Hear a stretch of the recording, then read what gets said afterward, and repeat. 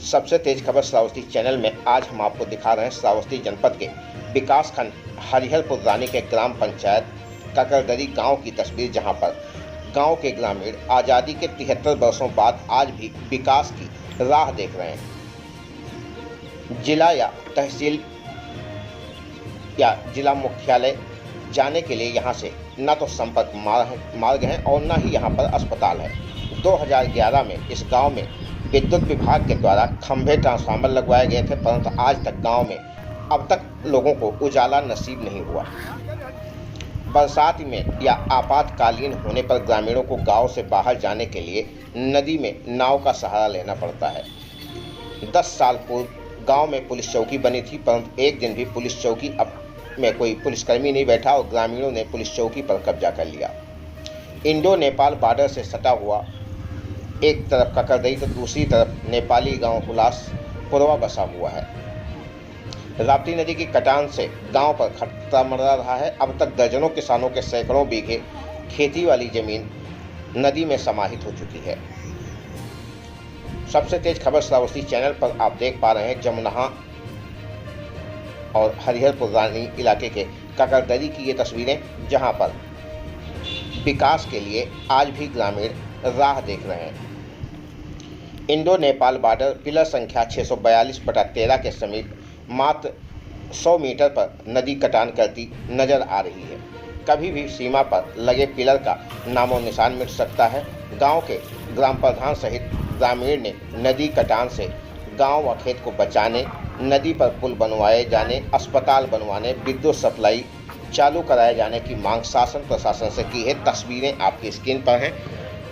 ककरदरी गांव की ये तस्वीरें हैं। ककरदरी ग्रामीणों की ये व्यथा है, जहां पर लोग परेशान हैं और आस लगाए बैठे हैं कि शायद इनकी भी कोई सुनवाई करे। आज़ादी के 73 वर्ष बाद आज भी ये लोग उपेक्षा भरी जिंदगी जीने को विवश हैं। यहाँ की एक एक तस्वीरें यहाँ के विकास को बयां कर रही हैं, जिसे आप अपने स्क्रीन पर देख पा रहे हैं। सबसे तेज खबर श्रावस्ती चैनल आपको दिखा रहा है इंडो नेपाल बॉर्डर पर सटे ककरदरी गांव के विकास की ये तस्वीरें, जहां पर पहुंचकर संवाददाता नंद कुमार गुप्ता ने ग्राउंड जीरो से रिपोर्टिंग की और ग्रामीणों से बातचीत करते हुए उनके दुख तक पहुंचने की कोशिश की, जिससे ग्रामीणों को क्या समस्याएं हैं इसका अंदेशा आप तक भी पहुंचाया जा सके।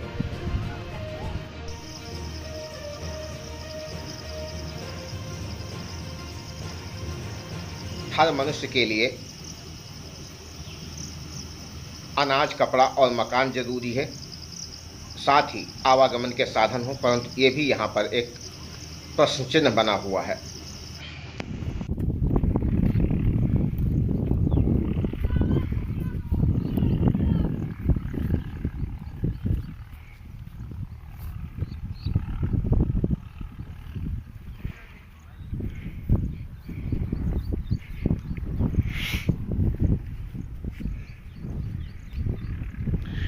ये इंडो नेपाल बॉर्डर सीमा का स्तंभ लगा हुआ है, पिलर संख्या 641/13।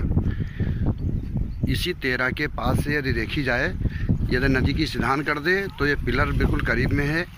यदि साइड से देखी जाए तो मात्र 50 या कुछ अधिक मान कर चलिए 50 मीटर ही बचा होगा। देखिए ये दिखा रहा हूँ, ये ककरदरी के पास राप्ती नदी की कटान जोरों पर है और यहाँ पर अब तक करीब सैकड़ों किसानों के कई सैकड़ों बीघे खेती नदी में समाहित हो चुकी है। किसी के पास खेत बचे हैं, किसी के पास कुछ भी खेत नहीं बचा है, मात्र जरिया बचा हुआ है इनका मजदूरी का।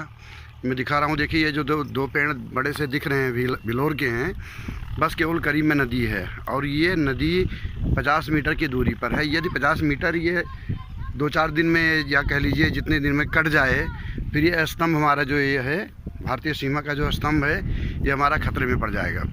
ये भी कट के इसका जो है नामो निशान मिट सकता है। तो लिहाजा प्रशासन को चाहिए कि नदी कटान को रोकने के लिए किसानों के लिए इसको बंधे की व्यवस्था की जाए या फिर रोकने के लिए कोई प्रयास करे।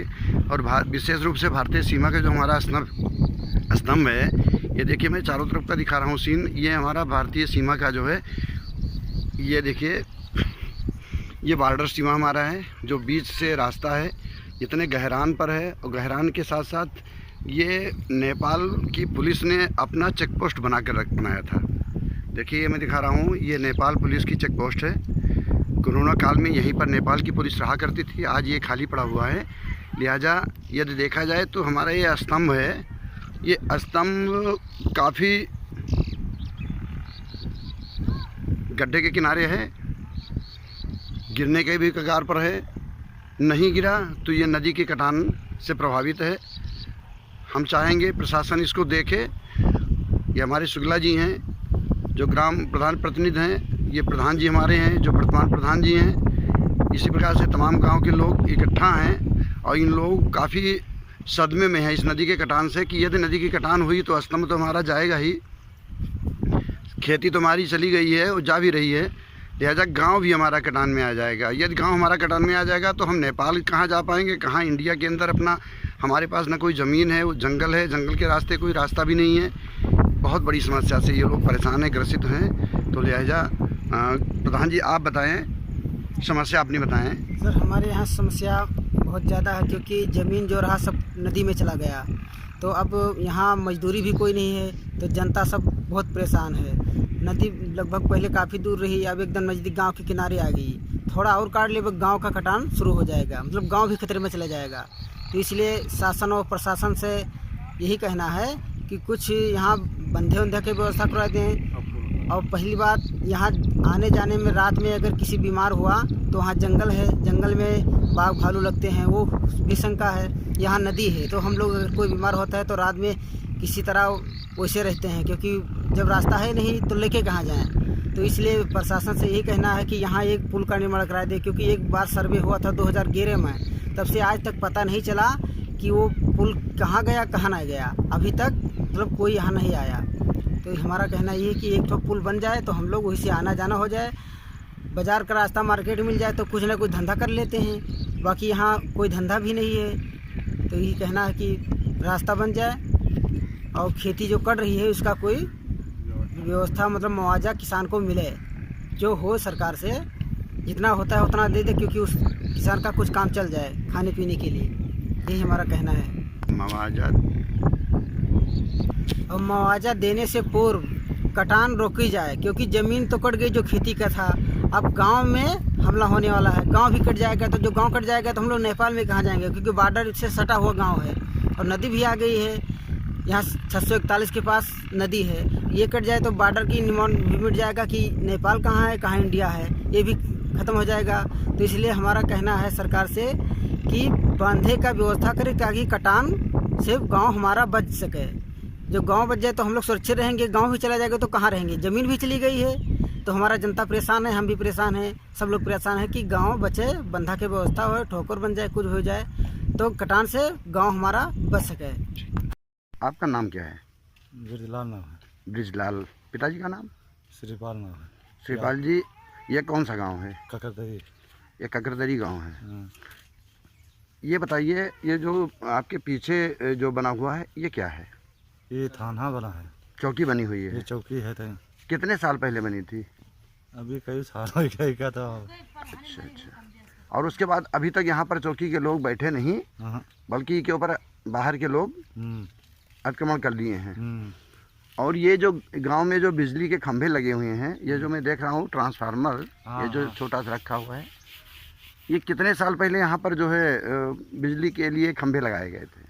अभी 6-7 साल हो गए। वो वहाँ जंगल वाले घर पे नहीं किए। अच्छा, क्या नहीं किए? बाहर जैसे खंभा जंगल वाले नहीं दिया ना तब भाई से। अच्छा अच्छा। तब भाई से बिजली वाले कुछ हो भी नहीं किया यहाँ पे। मतलब 6 साल पहले खंभा लगाया गया था। हाँ, 6 साल। लेकिन जंगल वाले जो है बिजली को अंदर से लाने नहीं दिए, इस वजह से आप लोगों को लाइट नहीं मिल रही है। तभी नहीं मिल रही है। हमारा नाम तो 20 बीघा जमीन है, मेरा बाप का वारिस नाम है, हमारा साहिल नाम है। वो 5-6 भाई हैं सर, 20 बीघा 6 भाई साथ हैं। नाम बताओ सबके। अफसर नाम है, मुकद्दर नाम है, सिकंदर नाम है, सादिक अली, जब्बार नाम है, सादिक अली नाम है। आप ककरदरी कह रहे हैं? हाँ, ककरदरी। जमीन कुछ आओ, बहुत मजबूर है। किनारे किनारे खड़े हो जाओ, सबको नाम बताओ, चले जाओ ना। बताइए। बताते चले जाओ कितनी कटी? 7.5 बीघा। 7.5 बीघा। आपका नाम क्या है? मनसाराम। मनसाराम जी, बताइए आपकी ज़मीन अब तक कितनी कट चुकी है? हमारी ज़मीन साहब कट चुकी है 11 बीघा। 11 बीघा। आप बताइए चाचा, नाम क्या है आपका? अब नंबर है कटे क्या अभी कटी अच्छा, कटने का है, चलिए बताइए आप। मेरा नाम अयूब है और 15 बीघा खेत हमारा कट चुका है। बाप का नाम रियासत अली। ये खेत हमारा साफ हो गया भाई। बताइए, आप बताइए। कोई अभी तक हमारा नाम है राम धीरज मिश्रा। 8.5 बीघा खेत हमारा कट चुका है। मेरे पिताजी का नाम श्री बुद्धसागर मिश्रा। मतलब अब तक यहाँ पर कितने किसानों को कट चुका होगा? अरे बहुत किसानों को ना, सब लोग है ही नहीं। बहुत किसान बहुत से ऐसे हैं कि जो कट गया है सब। एक बिस्वा भी नहीं जमीन बची। कम से कम 4 बीघा हमारे कट गए हैं। नाम क्या बताइए? इस्लाम नाम है। इस्लाम जी, कितना कटा है? 4.25 बीघा। 4.25 बीघा पे। और भी इसके बाद कहीं खेत है आपके पास कि केवल यही है, मतलब जो है आपका मेन हम लोग का यही था। अच्छा, मतलब यही यही खेत रहा। वो 15 बीघा हमारे बाप के नाम है, वो कट गया। सब खत्म हो गया। सब खत्म हो गया। मतलब मेरे पास कोई जमीन नहीं है? कुछ नहीं है। मजदूरी बाहर जाओ तो कमाओ खाओ, और कुछ भी है ही नहीं। है नहीं कोई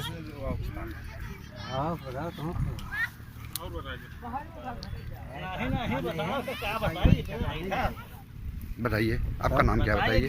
हवा थोड़ा सर दर्द हो रहा है, बताने में तकलीफ है। राम छेबर जी। 2 बीघा खेत रहा है सर, कट गया है, थोड़ा सा और बचा है। अच्छा। भाई साहब, आपका नाम क्या बताइए? सिकंदर अली। बताइए आपकी ज़मीन यहाँ कुछ कट चुकी है? कट चुकी सर, यहाँ तो जमीन हम लोग की बहुत कट चुकी है। बीच में हम लोग की जो जमीन गई, ये जो कट रहा है हमारा ही जमीन कट रहा है। अच्छा, आपकी ज़मीन कट रही है? जी जी। अब तक कितने बीघे ज़मीन कट चुके होंगे? लमसम में तो कट चुकी होगी लगभग 100-150 बीघा जमीन इधर।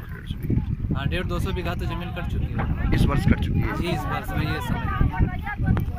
तो हमारे यहाँ सर कम से कम 500 बीघा जमीन कट चुका है, और कम से कम 100 किसानों का। और उसके बाद में हमारे यहाँ ना कोई रास्ता है ना कुछ है, और नाव से हम लोग मतलब जमुना बाज़ार को जाते हैं। जो भी हमको ज़रूरत होती है सामान लाने के लिए, मुख्य मार्ग हमारे गांव से जुड़ा नहीं है। रास्ता भी जंगल का है, बहुत ख़राब है। और हमारे यहाँ का पुल का बहुत आवश्यकता है। पुल बनाना बहुत ही आवश्यकता है, क्योंकि नेपाल और इंडिया दोनों के लोग इस पे आते जाते हैं।